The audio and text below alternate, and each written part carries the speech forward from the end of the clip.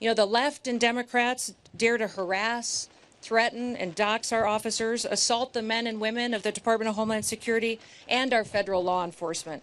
And they try to say that enforcing our immigration laws and arresting and deporting illegal criminals and violent criminals is inhumane. Well, what about the victims of that illegal crimes? What about the flow of drugs that were coming over our border and killing our next generation of Americans? What about the Angel families who lost someone that they dearly love, that they'll never have back again and don't have a future with? They don't talk about the Laken Rileys, the Jocelyn Nungarys. They don't talk about the Rachel Morans. And they don't talk about the thousands of Americans that we've lost to drug overdoses and to poisonings. In fact, the flow over this border of illegal fentanyl has been cut in half since President Trump has been in office.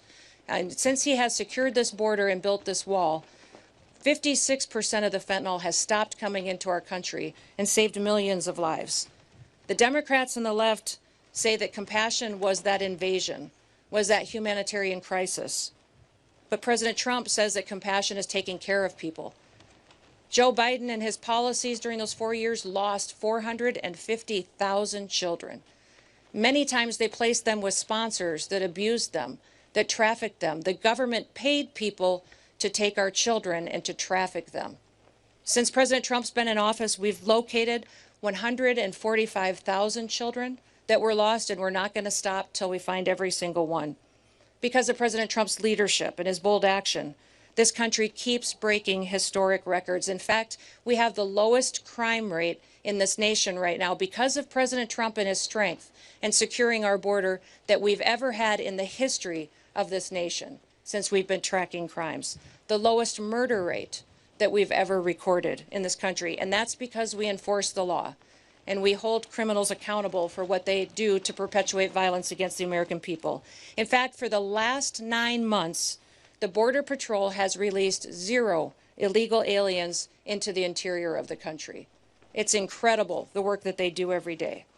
And that's what happens when you fight for law and order.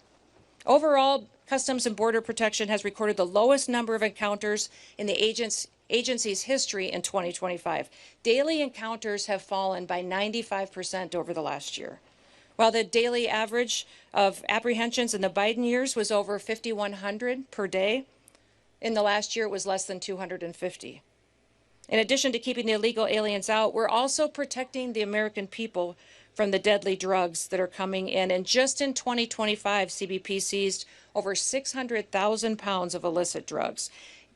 The death rate and the fentanyl deaths in this country have dropped in 1 year under President Trump. Because he secured the border, fentanyl deaths have gone down 30%. We can't wait to continue to keep working to save more American lives.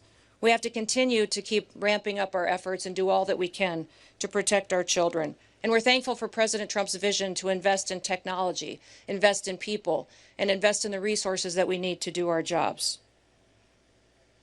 He did it in 1 year. You think about what this country has gone through over the previous 4 years and what a turnaround that we've seen. Because we have a president in the White House that puts the American people first. It's incredible.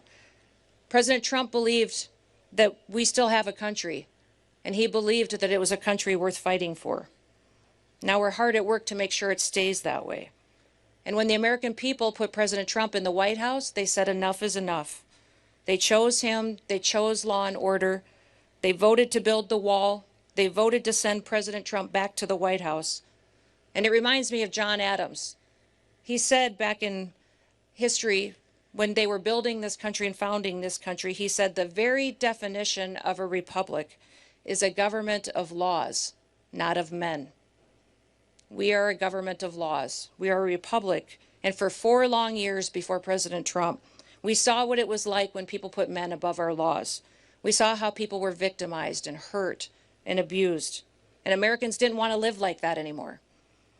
The beauty of our republic is that our people have the freedom to choose. And when they elected President Trump, they chose differently. They chose someone who recognized that a country with no border is no country at all. A country that doesn't enforce its laws is a lawless country. We had never experienced the kind of chaos before in recent history that we saw during the Biden administration. And the American people rejected it. They rejected it and its lawlessness and chose to return to law and order.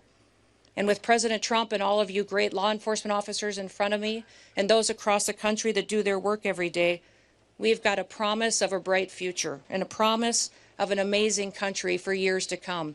You have stood up and stood on the line to make sure that we have freedom and liberty for our children and our grandchildren for years to come.